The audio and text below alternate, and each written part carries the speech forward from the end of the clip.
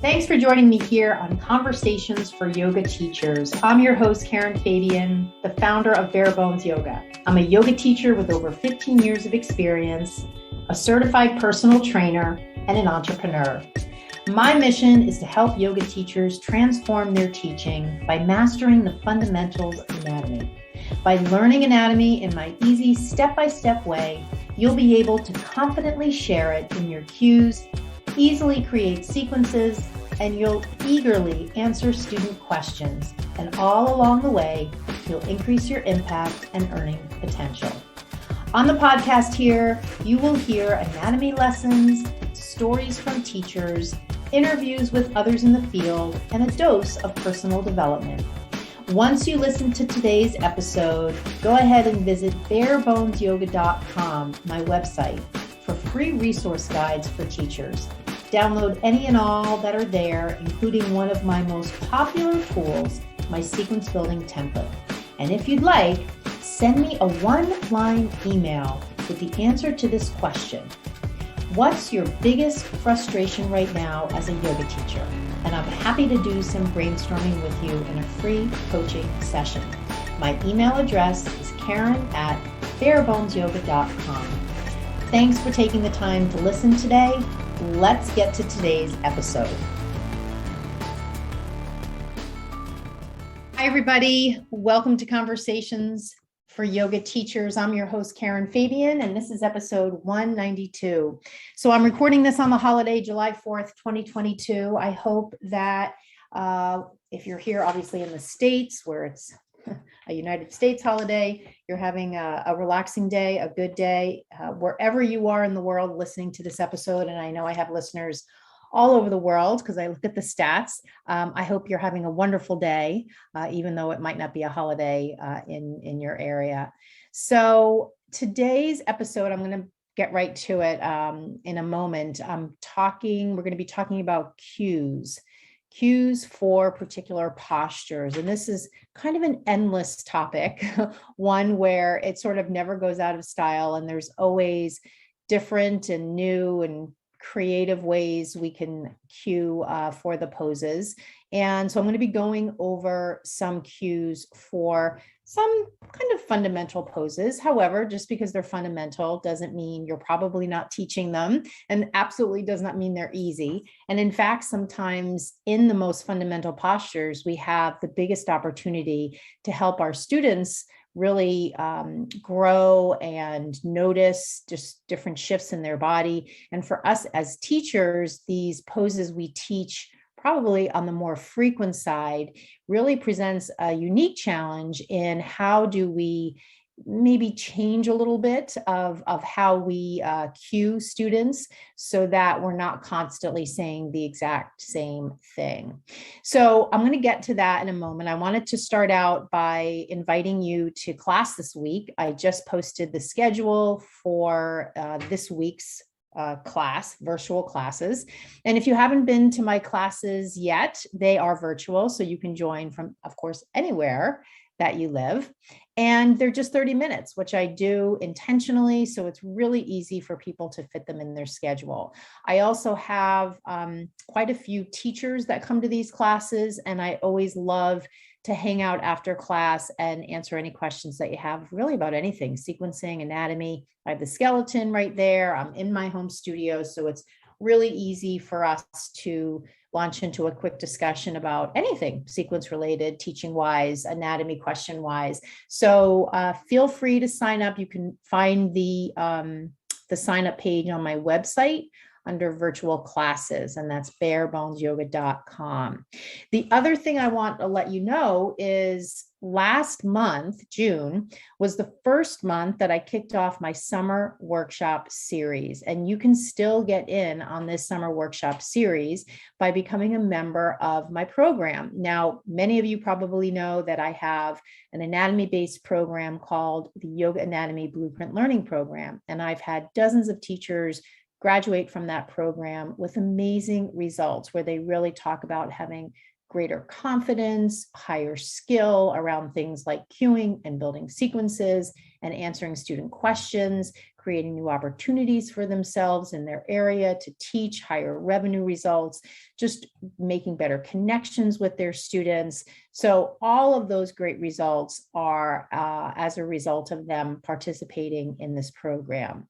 Now, recently I recognized that maybe not everyone wants to be in the full program. Maybe some people aren't ready, or they don't feel like they have the time, or don't have the budget. So what I did was last month, I created an option where you could just sign up for a membership.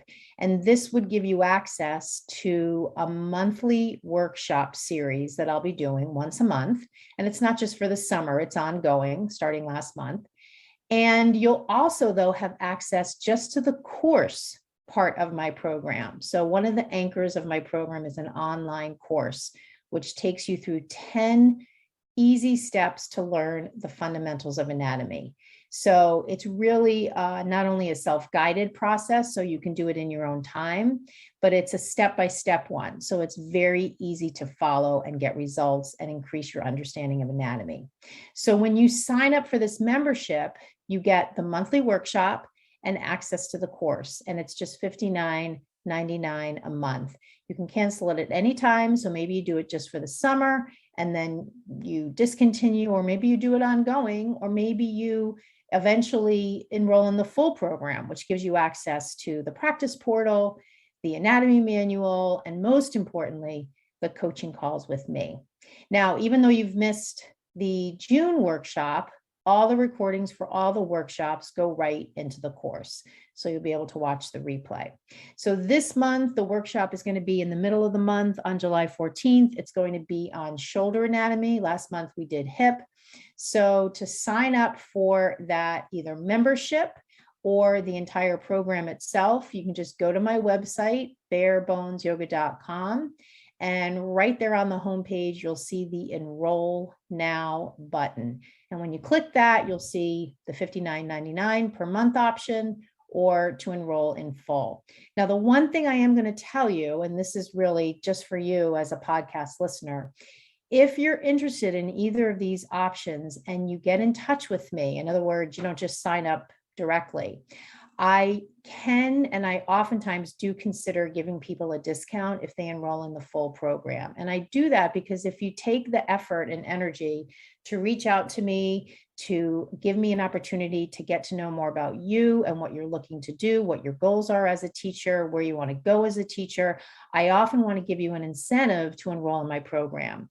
So the discount would be for the full program. And if you decide not to do that, you could, of course, still do the monthly membership, which is just, as I said, $59.99 a month. So sign up. See you at that workshop, hopefully. That is again on July 14th. So here we are. Oh, and one more thing I wanted to just let you know about and get your feedback on. I've been part of a Facebook group over the past couple of weeks and just seeing just so many questions from yoga teachers about so many different topics outside of anatomy, as well as, of course, anatomy and cueing and all the things that I really, really focus on. However, I've got a whole bunch of knowledge and experience and expertise on the business side of yoga and many other topics, although the business side covers a whole bunch of stuff. So I'm thinking of, excuse me, thinking of putting together a 3-part masterclass series focused on kind of a how do I write up a contract for a client? How do I come up with sequencing ideas? How do I work with beginners? Because these are literally the questions I'm seeing in this Facebook group, which is thousands of teachers from all over the world. And so I am thinking about creating a 3-part masterclass series that would essentially cover a whole host of topics. And you can sort of imagine it kind of like, as a yoga teacher, you're sitting at your desk and you go to Google and you type in, how do I, and then fill in the blank. And I'm going to come up with a whole bunch of commonly asked questions of yoga teachers. And through this masterclass series, I'm going to present information to answer those questions. So if this is something that sounds interesting to you, I want you to send me a DM on Instagram and let me know, and I will add you to the wait list. So you're one of the first people to be notified when I have the registration for this masterclass series available. Okay, so now that I have shared some of the announcements I wanted to share with you, opportunities that I really love to share at the beginning of the episode when I know I have your full attention, I'd like to go into today's topic, which has to do with, as I mentioned before, cues. So keep in mind, my framework for cues that I teach teachers that I work with is the following: action cues, alignment cues, anatomy-based cues, and feeling-based or somatic cues. And they pretty much are what you would think, although there's quite a bit of detail in each one. I'm not going to go into that extensively here. I've done a number of workshops on this topic, and actually I have a recorded workshop on my methodology for cueing, which you can find on the events page of my website. And that's a recorded workshop. You can watch it anytime. So just hop over there if you want to get more into detail around my methodology for cueing. For today, I'm going to talk generally about cues for several poses, and it'll be a blend of those 4 different types of cues. So let's take a look first at a number of balancing postures. So the first pose we're going to look at is airplane. So airplane pose, all of these balancing postures are fantastic for people of all ages. I will say balance is definitely something that is a super important skill as we get older. So we definitely want to integrate balancing poses even into classes where we might have older students, or for those of you out there that are working with older students specifically, balance is such an important skill. All of us, when we are balancing, it's a blend of not only the muscular interaction, the muscular stability, the integration of several muscles. It's also a function of our nervous system, proprioception, bringing all those bodily systems into play in order to help us maintain our balance. So it's a really important piece of any yoga sequence. So definitely keep at least a couple of balancing poses in all of your sequences. Now, in terms of airplane in general, of course, it's a balance. So you're standing on one leg. I'll go through some of the cueing as if you were to teach it from standing, which is probably how you're going to be getting into it. Although you probably could integrate airplane into a sequence from another pose, like you could be in crescent lunge and then go into airplane from crescent lunge. Let's just assume that you have your students standing, you're going to take them into airplane. So I always like to start my sequencing, or I'm sorry, my cueing around a posture with telling people what I want them to do, getting them into the pose, and then maybe sprinkling it with something additional, whether that's an anatomy-based cue or a somatic cue. So starting out with action cues is really good because it meets the student where they're at. It gives them the critical information they need. And the faster you can get to kind of the heart of the matter, the better it's going to be for them.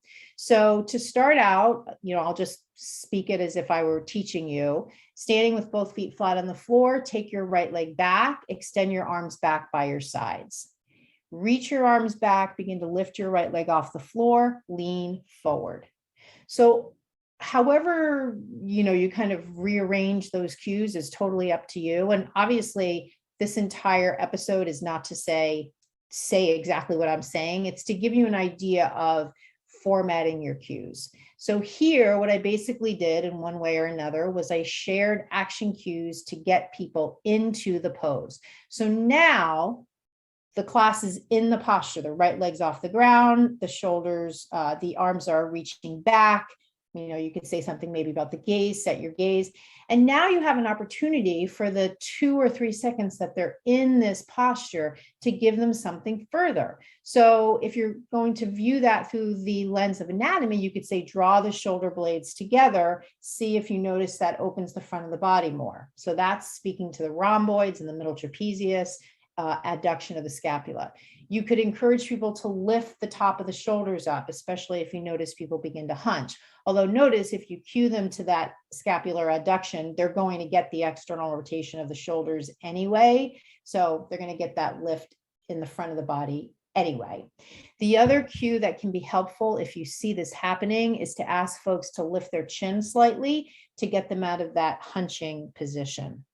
As far as the leg in the air, you could bring some attention to that by simply asking them, can you lift that leg a little further? Or can you point your back toe? Something to just bring their focus to that back leg to get a little more of the hip extension that's coming on that right side.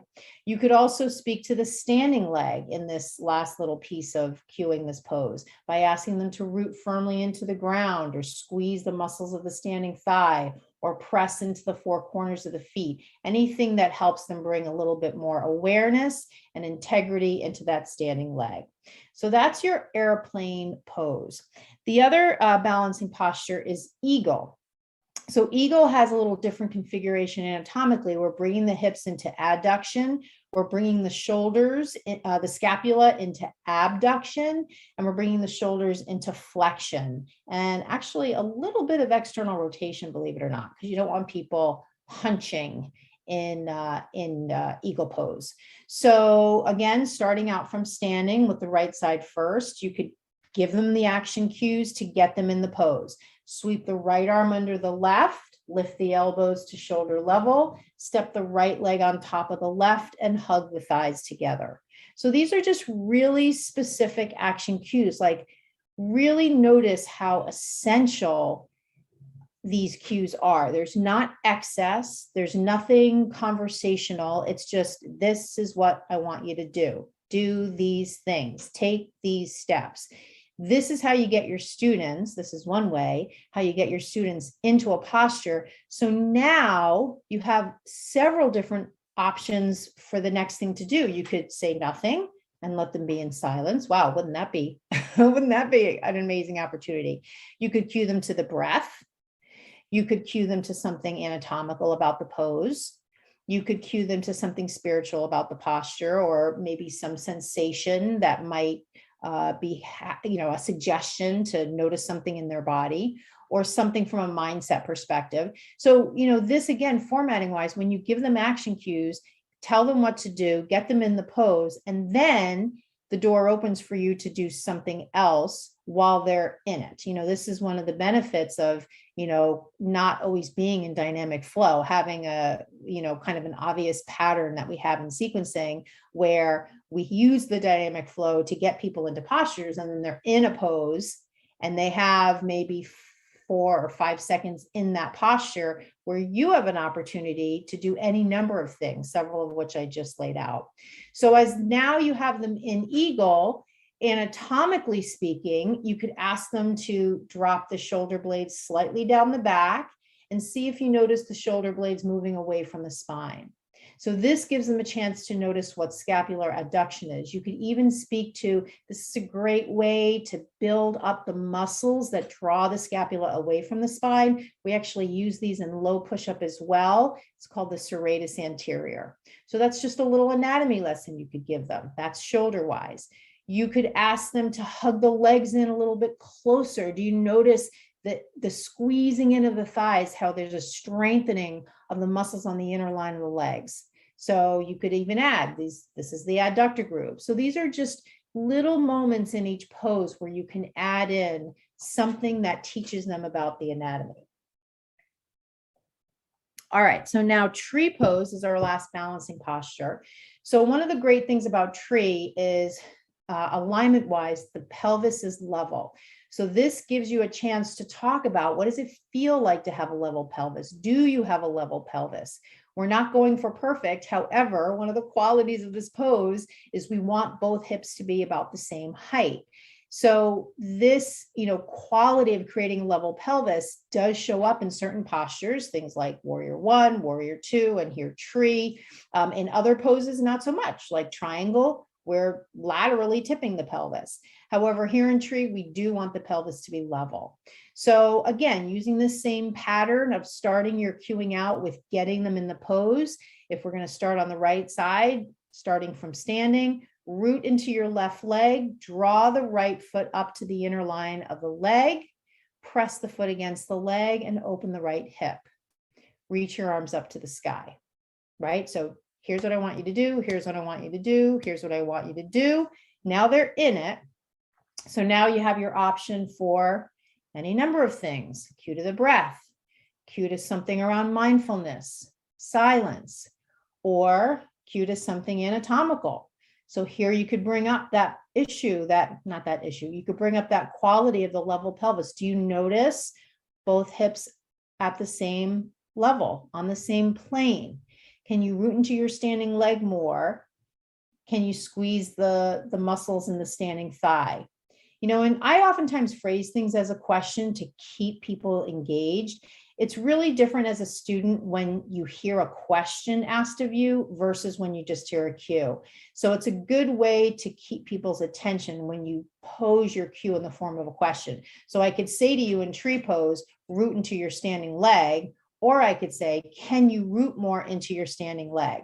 And you'll notice, as humans, when we hear that inquiry question or that inquiry question formatting, it just piques your attention a little bit differently than when you just hear it as a statement. Root into your standing leg, or are you able to root more into, can you create more, right? So you see, even just in the podcast here, as when I pose it as a question, I bet it does pique your attention a little bit further. So that's a technique you can use with your students. Now, I know that occasionally there's questions about, can you put the foot on the side of the knee? Is that going to damage the knee? I sort of think that that's like a lot of ado about nothing. You would need tremendous pressure. You'd need to really be pushing into your leg. You'd need to be doing this with such frequency, 30, 50, 100 times a day to create a real problem there. I highly doubt you're going to see somebody pressing so hard into their leg that they're creating damage there. And something is going to stop the person from doing that when they feel pain. So I don't really think you need to worry about that. You can just say, step the foot against the inner line of the leg. And you don't have to go into that whole thing about don't put it on your knee, don't, above or below the knee, all of this, kind of cautionary, you're going to hurt yourself, I think is just it just sort of inflames the students into thinking that there's this potential danger. And I don't really know that it's warranted. If you have a different thought on that, I'm certainly open to discussing it. So feel free to send me a direct message and glad to chat about it. All right, so those are our balancing poses. So the next thing is triangle. We're going to go over two poses here, of course, triangle itself and twisting triangle. So triangle is a good example of where we do have a lateral tip of the pelvis. We don't have the quality in triangle where the pelvis is level. So typically we'd be coming into triangle from something like warrior two. So let's envision, we have people in downward dog. Step the right foot forward, come up into warrior two. So let's just kind of imagine they're in warrior two. So from warrior two, straighten the front leg, reach your right hand down to your leg or place the block behind the leg. Take the left arm up to the sky. So again, tell me what to do, tell me what to do, tell me what to do. They're in the pose. So the first thing I want to address is the block, the placement of the block. I always suggest the block to the outer foot rather than the inner foot because I want them to get external rotation of the shoulders, and it's going to be much easier for them to get that external rotation if the block is behind the leg. If they put the block in front of the front leg, it's very easy for them to lean in, especially the arm that they're wading into, that right arm, the arm that's holding the weight of the upper body. So I always say block behind the front leg as a way to facilitate, encourage that external rotation of both shoulders. As far as the front hip is in flexion and a bit of external rotation. If they really lock that front leg, it can be difficult to get the requisite external rotation in that front hip. So it can be helpful to say, can you bend your front knee a little bit and roll that front thigh towards the outer wall? See if you can create a little more opening in that right hip, and then straighten the front leg, but do it by engaging the muscles of your thigh, not locking your knee. So you'll notice that particular batch of cues that I gave, that was like a bunch of different things packaged into one. I didn't start them out with that. My starting out was very succinct cueing. Do this, do this, do this. But now that they're in it, I have a chance to sort of, it's kind of like you're making pizza dough. Now I'm kneading the bread, right? So I'm kind of like, they're in it. So now I'm kind of blending everything together and maybe going off into a little bit more cueing that just takes a little more wording to get the point across. But it's okay because they're already in the pose. I'm not giving them those longer cues before they're even in the pose where they're trying to keep up with me. Now they're in it. I can give them the longer cue. I can get my point across, teach the lesson, share the anatomy, whatever the intention is, right? There always should be an intention behind the cue that you're sharing. It shouldn't be that you heard it on YouTube and that's why you're sharing it, or you think it's the right thing to say and that's why you're sharing it. Those kinds of cues never work. They don't work with the students and they don't resonate with you, and they just result in a lack of confidence. When you have an intention behind the cues you share, they come out of your mouth in a way that's crystal clear and you have confidence in what you're sharing, and that is conveyed in the tone, in the clarity, in the pace, in the volume. All of that is experienced by your students when you truly have an intention behind the cues you share. That's one of the magical things about effective cueing. So that's your triangle, your twisting triangle. So now envision coming up from triangle to stand. Place your hands on your hips and turn your hips to face forward. Step your back foot in slightly and dial your back foot in a little bit. Take your left arm up to the sky, reach forward, and then bring your left hand down to a block. Reach your right arm up to the sky and expand your arms as wide as you can. So now they're in twisting triangle. So there's a lot going on in this particular pose. One of the things, again, to focus on initially is that they have that block on the inner foot. Way too difficult for most people to get the block to the outer foot and have any kind of stability. So don't even mess with it. Have them put the block on the inner foot. And then the right hip, they've got the left hand down, the right hip has got to start to draw back. So that's a really good anatomical cue to give. Draw the right hip back, draw the left shoulder forward, start to rotate through your thoracic spine, through your chest area, through the rib cage area. Reach your right arm up a little more. Because in these twists, we're trying to create rotation through the thoracic. That's a tough spot where spinal flexibility isn't and mobility isn't as great. So really helpful to cue them to that. As they're getting that right hip back, they're naturally going to create a little more spinal rotation through that thoracic area. And then if you cue them to just give it a little extra beat of opening the arms a little wider, that can really help the pose really kind of light up.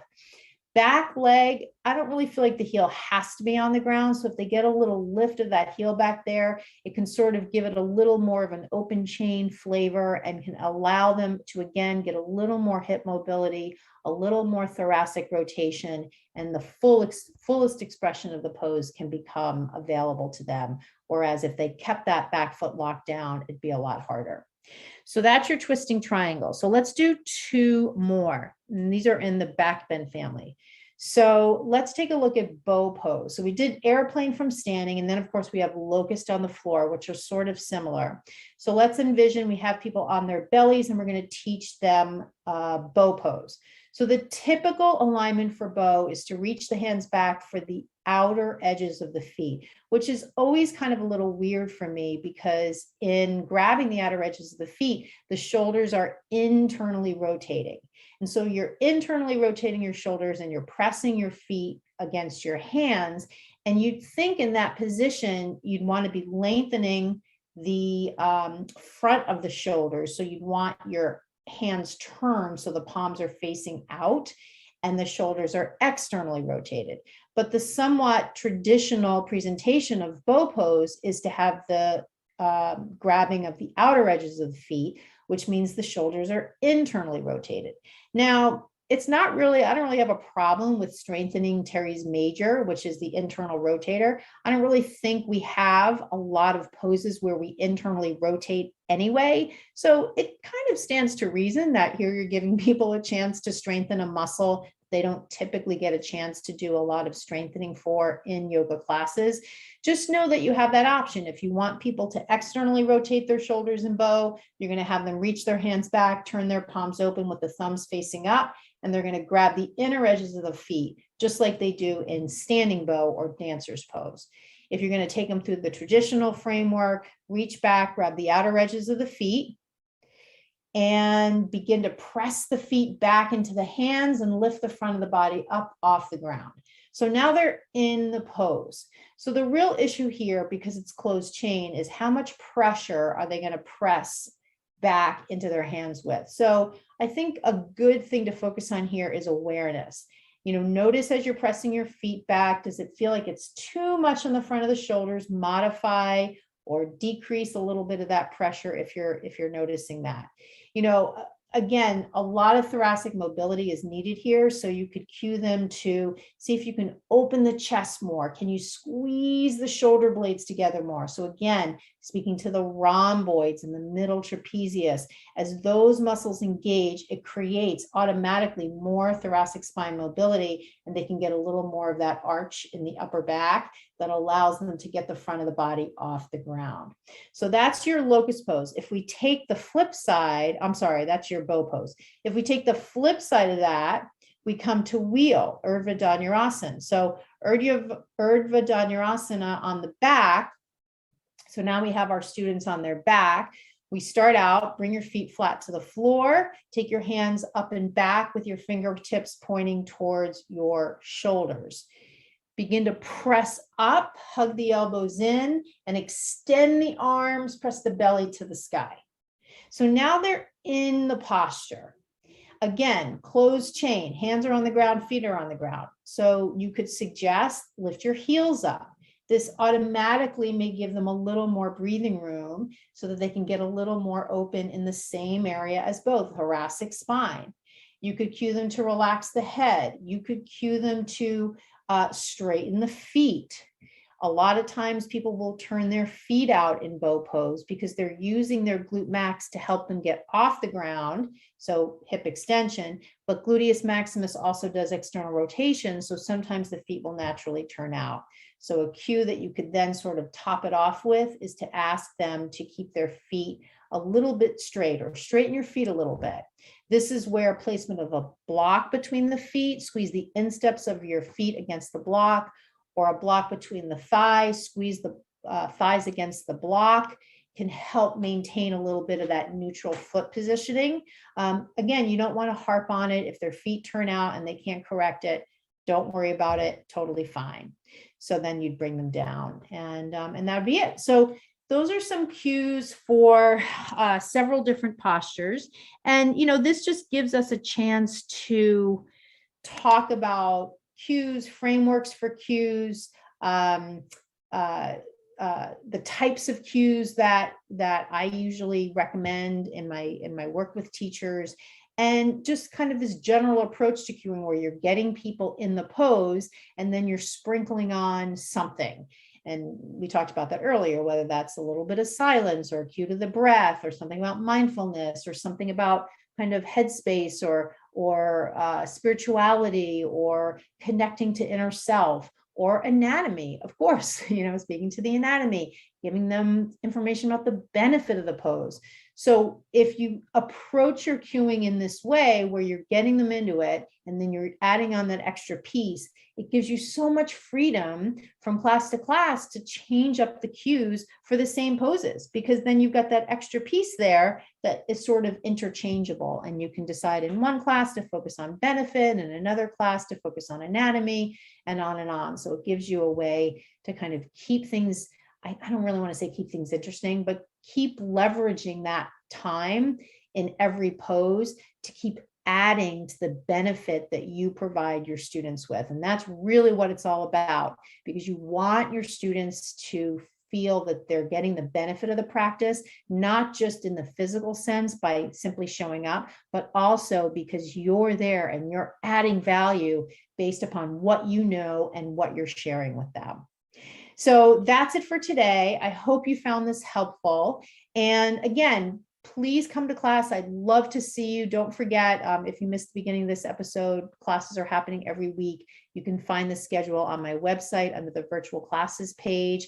Any questions that you have about the membership I talked about at the beginning of this episode, definitely reach out to me on Instagram and let me know. And don't be a stranger on Instagram and TikTok. I am posting there every single day with video content that is literally 1 minute long. So you can get your 1 minute daily dose of anatomy learning, actually two minute, because once on my TikTok, once on my Instagram, every single day. So between the podcast here and my Instagram and my TikTok, those are free channels that you can access for anatomy lessons. And then when you come to my free weekly yoga classes, at least 2 or 3, sometimes 4 a week, you can hang out after class and get your questions answered. So a lot of free ways that you can stay in touch with me, and we can talk about anatomy, and I can share information that I have and help you build up your confidence and knowledge so you can continue to help your students and continue to learn ways